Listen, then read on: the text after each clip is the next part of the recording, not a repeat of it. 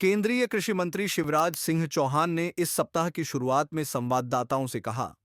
अभी तो supreme court देख रहा है। सुप्रीम कोर्ट के जो निर्देश होंगे उनका पालन किया जाएगा। उनसे पूछा गया था कि क्या वे प्रदर्शनकारी किसानों को बातचीत के लिए आमंत्रित करेंगे, जो पिछले साल फरवरी से पंजाब हरियाणा सीमा पर शंभू और खनौरी में धरना दे रहे हैं। संयुक्त किसान मोर्चा, गैर राजनीतिक और किसान मजदूर मोर्चा केएमएम के नेतृत्व में जारी किसानों के विरोध प्रदर्शन पर पूछे गए सवालों पर चौहान का सतर्क जवाब कृषि आंदोलन से निपटने में सरकार के बदले हुए दृष्टिकोण को दर्शाता है। अपने पिछले कार्यकाल में आंदोलनकारी किसान यूनियनों के साथ अपनी सक्रिय भागीदारी के विपरीत नरेंद्र मोदी के नेतृत्व वाली एनडीए सरकार 3.0 इस मुद्दे से दूरी बनाए हुए है।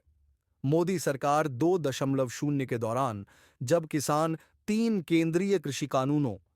अब निरस्त के खिलाफ उग्र थे और दिल्ली की सीमाओं पर 1 साल तक धरना दिया था, तब 3 केंद्रीय मंत्रियों की एक टीम, जिसमें तत्कालीन कृषि मंत्री नरेंद्र सिंह तोमर, खाद्य मंत्री पीयूष गोयल और वाणिज्य राज्य मंत्री सोम प्रकाश शामिल थे, ने 14 अक्टूबर 2020 से 22 जनवरी 2021 तक अपने यूनियनों के साथ 11 दौर की बातचीत की थी। एक अवसर पर 8 दिसंबर 2020 को यहां तक कि केंद्रीय गृह मंत्री अमित शाह भी किसान नेताओं के साथ देर रात बैठक करने के लिए दिल्ली के पूसा कॉम्प्लेक्स पहुंचे थे। पिछले साल फरवरी की शुरुआत में भी जब किसानों ने फिर से दिल्ली कूच करने का आह्वान किया था, तो 3 केंद्रीय मंत्री गोयल, तत्कालीन कृषि मंत्री अर्जुन मुंडा और गृह राज्य मंत्री नित्यानंद राय आंदोलनकारी किसान यूनियनों के साथ 2 दौर की बातचीत करने के लिए चंडीगढ़ गए थे, जो सफल नहीं हो सकी थी। तब से गतिरोध के बावजूद केंद्र सरकार फसलों के न्यूनतम समर्थन मूल्य एमएसपी को कानूनी दर्जा देने और कृषि ऋण माफी सहित अन्य मांगों को लेकर प्रदर्शनकारी किसानों से बातचीत करने से कतरा रही है। अपनी ओर से चौहान ने किसानों को हर मंगलवार को बैठक के लिए खुला निमंत्रण दिया है और किसानों के कुछ समूहों से मुलाकात की है। उन्होंने कृषि क्षेत्र की मौजूदा स्थिति पर चर्चा करने के लिए पंजाब के मंत्री गुरमीत सिंह खुदियन सहित राज्यों के कृषि मंत्रियों के साथ 1 दौर की बैठक भी की है, लेकिन उन्होंने अभी तक आंदोलनकारी किसानों के साथ कोई बैठक नहीं की है। सरकार का मानना है कि तत्कालीन कृषि सचिव संजय अग्रवाल द्वारा 14 अक्टूबर 2020 को कृषि भवन में 29 प्रदर्शनकारी किसान यूनियनों के साथ पहले दौर की बैठक करने के लिए उन्हें दिल्ली आमंत्रित करने के कदम से विवाद सुलझने के बजाय उनके विरोध को बढ़ावा मिला। बैठक तब हंगामे में बदल गई थी जब किसान नेता कृषि मंत्री तोमर की उपस्थिति की मांग करते हुए बैठक से बाहर आ गए थे। उन्होंने कृषि भवन के बाहर तीनों विधेयकों की प्रतियां भी फाड़ दीं और नारेबाजी की।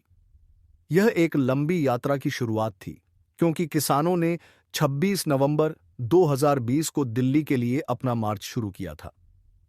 इसके बाद 22 जनवरी 2021 तक सरकार और किसान यूनियनों के बीच 10 दौर की और बातचीत हुई, लेकिन ये बैठकें निरर्थक साबित हुईं क्योंकि प्रदर्शनकारी किसान नहीं माने और दिल्ली की सीमाओं पर अपनी नाकेबंदी जारी रखी। 12 जनवरी 2021 को सुप्रीम कोर्ट ने कृषि कानूनों के क्रियान्वयन पर रोक लगा दी और 3 कृषि कानूनों पर विचार विमर्श करने के लिए 4 सदस्यीय समिति गठित करने का आदेश पारित किया, जबकि समिति के सदस्यों में से एक भारतीय किसान यूनियन और अखिल भारतीय किसान समन्वय समिति के राष्ट्रीय अध्यक्ष भूपिंदर सिंह मान ने खुद को इसकी बैठकों से अलग कर लिया।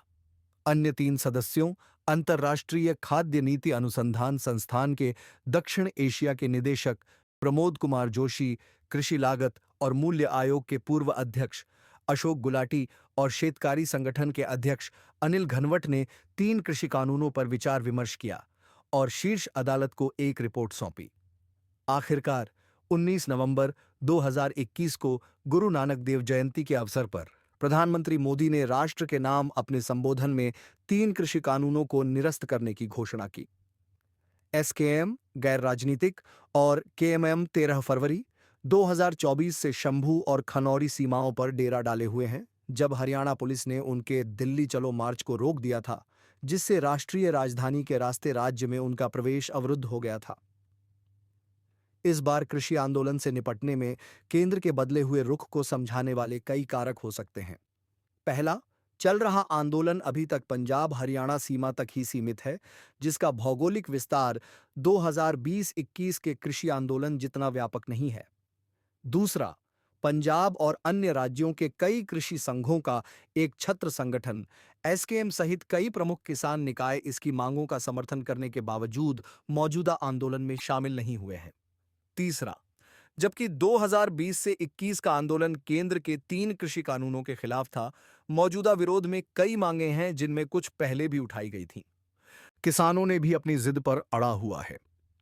उन्होंने 19 नवंबर 2021 को प्रधानमंत्री द्वारा विभिन्न कृषि मुद्दों पर विचार करने के लिए घोषित समिति में अपने सदस्यों को नामित नहीं किया था, जिसके बाद 18 जुलाई 2022 को केंद्र ने एमएसपी को और अधिक प्रभावी और पारदर्शी बनाने सहित कई मुद्दों की जांच करने के लिए पूर्व कृषि सचिव संजय अग्रवाल की अध्यक्षता में एक पैनल का गठन किया। जुलाई 2022 में बीकेयू सिद्धूपुर के अध्यक्ष जगजीत सिंह दल्लेवाल ने एसकेएम से अलग होकर एसकेएम गैर राजनीतिक का गठन किया। दल्लेवाल 26 नवंबर से खनौरी में आमरण अनशन पर हैं और मांग कर रहे हैं कि केंद्र किसानों की मांगों को स्वीकार करे।